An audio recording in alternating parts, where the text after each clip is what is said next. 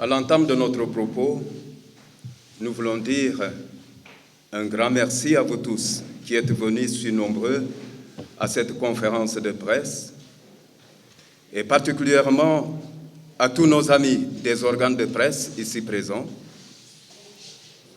Merci à vous tous, chefs de village, chefs coutumiers de Moulombe, pour votre présence massive, signe de notre unité dans ce combat pour la préservation des terres et des ressources que nos ancêtres nous ont léguées. L'objet de ce point de presse est d'éclairer l'opinion régionale, nationale et internationale sur l'évolution de cette affaire qui n'a que trop duré et qui est aujourd'hui qualifiée de conflit foncier entre le village d'Oussouye et la commune de Moulombe sur le site dénommé Djihoua.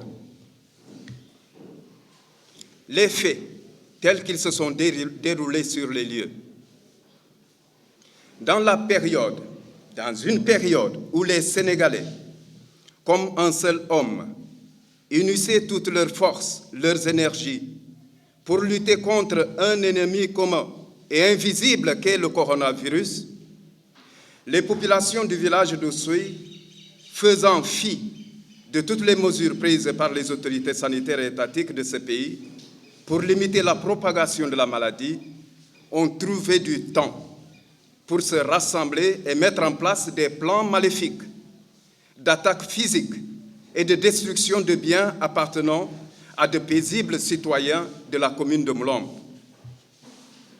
En effet, le jeudi 7 mai 2020, dans la matinée, pendant que tous les hommes des villages de Moulombe s'étaient rendus dans les rizières pour décaper les mares d'eau où s'abreuvent leurs troupeaux de bœufs et de porcs en saison sèche, une bande de malfaiteurs estimée à plus de 100 personnes du village d'Oussouye, armés de coucous, de haches et de fusils, commençant à partir des clôtures des maisons de Loudia Olof, s'est introduite dans la forêt de Djihoua, coupant tous les arbres qu'elle trouvait à son passage, y compris les anacardiers dans les vergers appartenant aux habitants de Moulombe et de Loudia Olof.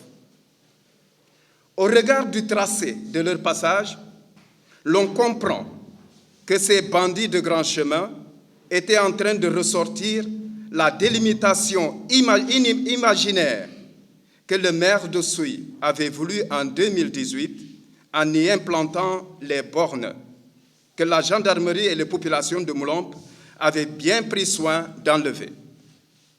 Pour rappel, le préfet avait donné l'injonction au tout-puissant maire d'Oussouye d'enlever ces bornes, mais ce dernier a refusé de s'exécuter. Ceci montre que ces bandits n'ont pas agi de leur propre chef. Le maire d'Oussouye, M. Edouard Lambal, est le véritable instigateur des actes de vandalisme perpétrés par ces ouailles à cette date du 7 mai 2020. Et cette hypothèse, vous le verrez, sera confirmée par la suite des événements. Le dimanche 10 mai 2020, très tôt le matin, aux environs de 8h30, soit 2 jours après, pendant que le sous-préfet et les agents des eaux et forêts s'affairaient à finaliser leur rapport du jeudi 7 mai, plus de 120 malfaiteurs du village d'Oussouye, répartis en plusieurs groupes d'au moins 30 personnes, armés de coucous, de machettes et de fusils, ont envahi la forêt de Djihoua, avec cette fois la ferme volonté d'attaquer physiquement les exploitants de la commune de Moulombe et de détruire leurs biens, alors que ces derniers, sans se douter de quoi que ce soit, s'affairaient à ramasser les pommes d'acajou dans leurs vergers. Alerté de la présence de ces malfaiteurs dans le site de Djihoua, le chef du village de Djikomol a demandé aux populations de Moulombe de ne pas répondre aux provocations des assaillants et de rentrer tranquillement au village suivant les instructions de Sa Majesté le roi Sibiré Sambou. Aussitôt, il a aussi saisi le sous-préfet lui demandant de mobiliser la gendarmerie et l'armée afin de pouvoir les prendre en flagrant délit sur les lieux. Mais ce jour étant férié, la mobilisation des forces de l'ordre sur les lieux n'a pas été rapide. Et c'est ainsi que les malfaiteurs ont pu exécuter leur projet diabolique en attaquant physiquement des exploitants de Moulombe et en détruisant leurs biens dans cette forêt de Guihoua. Plusieurs vergers ont été saccagés à coups de hache et incendiés. Conformément au rapport de l'huissier, les dégâts enregistrés sont les suivants. Dans le verger de M. Étienne Maïmé Djédiou, tous les anacardiers estimés entre 250 et 300 pieds ont été coupés pour la énième fois par les mêmes malfaiteurs. Le champ de Mme Manga Angélique Senghor, il y a environ 50 anacardiers d'une hauteur de 6 mètres dont les branches sont coupées et cela sur une superficie d'environ 30 mètres sur 20. Un stock de bois de chauffe, il a été brûlé et il ne reste que de la cendre. La margelle de son puits est terrassée et s'est retrouvée au fond du puits. La poulie et le seau sont tous jetés dans le puits, de même qu'une cuvette en forme de petite pirogue qui servait pour la presse des pommes d'acajou. Les pépinières d'anacarde qui se trouvaient juste à côté ont été toutes brûlées. La case, de même que l'anacardier à côté, ont été brûlés. Les bols, les marmites et les bidons ont été calcinés. Des fûts de 100 litres, entre autres, ont été incendiés. Une autre cuvette en forme de pirogue pour presser les pommes qui a été aussi brûlée. Plus de 40 bidons de 20 litres percés à coups de coucoupe et le jus de cajou qu'ils contenaient répandu par terre. Non satisfaits de la destruction de tous ces biens appartenant à Mme Angélique Senghor, les assaillants ont kidnappé 5 enfants, 4 garçons et une fille, qui ce jour-là étaient seuls avec leur grand-mère dans le champ. Ils sont partis avec les enfants en direction d'Oussouye. À un moment donné, ils se sont arrêtés et ont creusé un trou. Ils menaçaient les enfants de les égorger avec leur coupe-coupe et de les jeter dans cette fosse commune. Nous vous laissons imaginer le traumatisme causé à ces enfants. Selon les enfants, les assaillants leur avaient fait comprendre qu'ils les avaient kidnappés dans le but de tendre une embuscade aux populations de Moulombe qui tenteraient de les suivre pour les récupérer. En effet, quelques-uns des kidnappeurs, avec leurs fusils, étaient en embuscade dans les buissons au bord du chemin, attendant les hommes de Moulombe. Le champ de Julien Kamis Diatta. Ce dernier était en train de griller tranquillement dans son verger un rapalmis qu'il venait de tuer avec son fusil, quand des individus estimés à plus de 60 personnes, armés de fusils, de haches et de coucoups, ont investi les lieux. Quand les assaillants l'ont aperçu, ils se sont scindés en 2 groupes. Un groupe d'individus armés de coucoups et de haches a commencé à saccager les pieds d'anacardier, tandis qu'un deuxième groupe s'est lancé à la chasse à l'homme. Brandissant leurs armes et proférant des mensonges, des menaces de mort, ils se sont lancés à sa poursuite. Comprenant que ces bandits voulaient sa mort, il leur a intimé de s'arrêter à hauteur d'une termitière se trouvant dans le verger s'ils désiraient s'entretenir avec lui. Mais ces derniers n'ont rien voulu comprendre et ont continué à foncer sur lui, vociférant davantage des menaces de mort à son égard.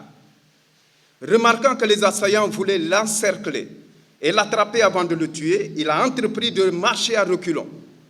Cherchant à échapper à leur étau, il a marché à reculons sur une distance d'au moins 40 à 50 mètres. Quand soudain, il a été déséquilibré par une souche sur laquelle il a posé le pied. Et c'est là un des assaillants a profité pour lui lancer un coupe-coupe qu'il a réussi à esquiver de justesse. Et c'est là qu'un des assaillants a profité donc pour lui lancer le coupe-coupe. La meute de loups, étant à une distance de 4 à 5 mètres de lui, est prête à lui sauter dessus, alors notre Julien n'avait plus aucune autre option que de tirer un coup de feu sur l'un des agresseurs qui était devant lui en visant les jambes afin de sauver sa vie. Contrairement aux allégations du maire d'Oussouye et de ses ouailles dans la presse et les réseaux sociaux, Julien était en position de légitime défense. Et n'importe qui dans ce monde, se trouvant dans une telle posture, devant une meute de loups, prêt à le dévorer, aurait fait pareil pour sauver sa vie.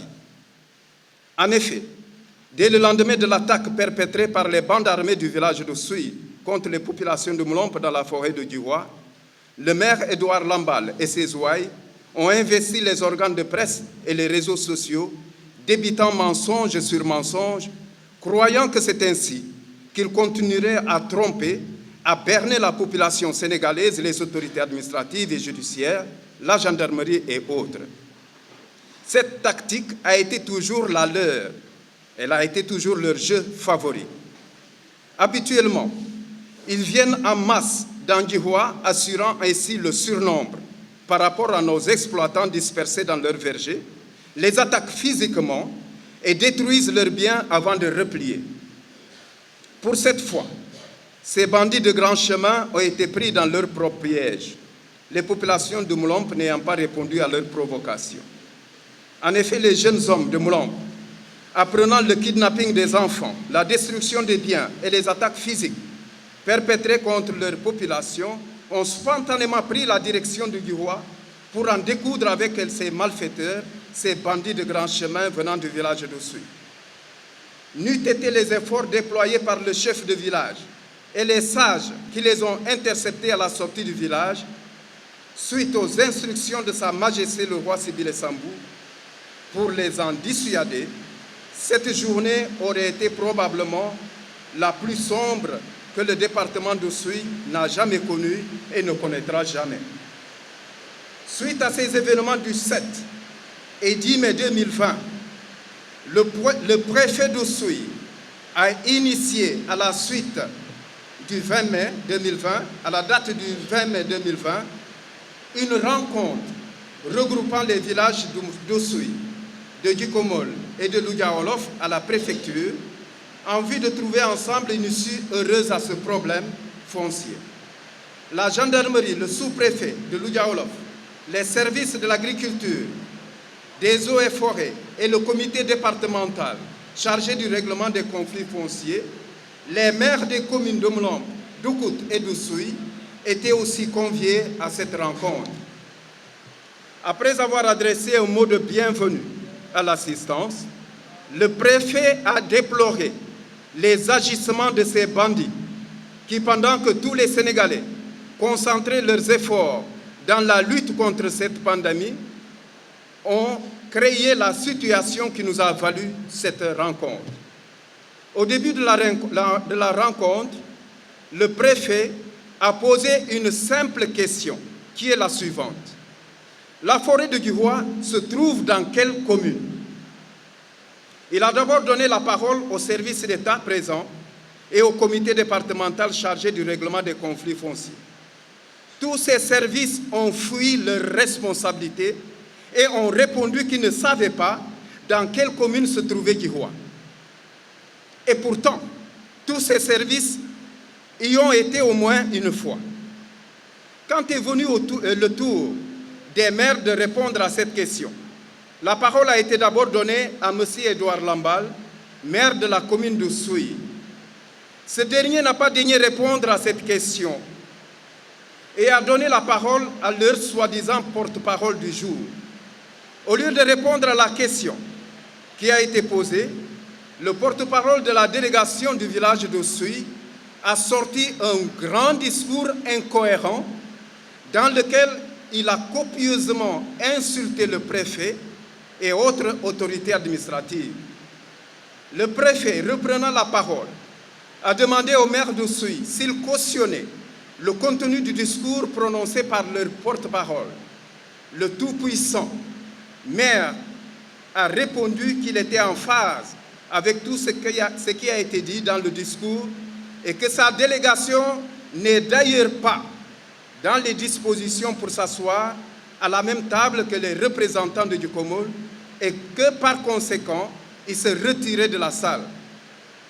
le préfet, profondément blessé dans son amour-propre, lui a rétorqué, nous le citons, « C'est la première fois que l'on m'insulte de cette manière à une rencontre que j'ai moi-même convoquée.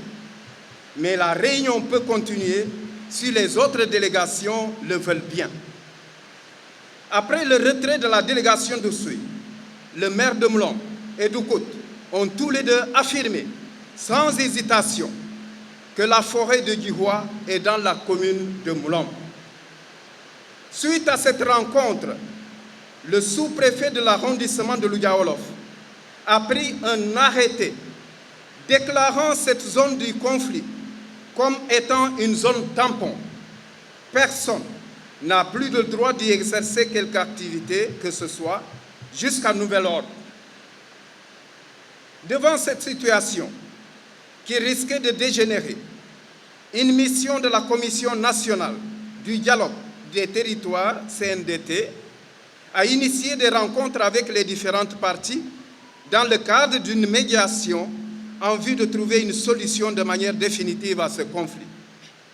Le clergé du diocèse de Ziguinchor, avec à sa tête son Excellence Monseigneur Paul Abel Mamba, a aussi proposé sa médiation en vue de trouver une issue heureuse à ce problème. 4 rencontres avec les parties en conflit ont été tenues autour de l'évêque et en présence des maires des communes de Mlombe, d'Oussouye et d'Oukout. Mais à la 4e rencontre, la délégation d'Oussouye, avec son maire, a signifié à l'évêque qu'elle ne prendrait plus part à une rencontre du clergé dans le cadre de cette médiation. Associant la parole à l'acte, le tout-puissant maire d'Oussouye, sans aucune autorisation du service des eaux et forêts, a entrepris vers la fin du mois de juillet 2021 des travaux dans la zone tampon, détruisant des milliers d'arbres protégés tels que le teck, les palmiers et les anarcadiers appartenant donc à des exploitants des populations de Mlombe. En effet, ce tout-puissant maire d'Oussouye, pour soi-disant création d'une piste de production dans la commune de Mlombe, qui n'est même pas frontalière à la sienne, a enfreint à l'arrêté du sous-préfet, sans être inquiété par ses autorités administratives, restées impuissantes devant ces agissements.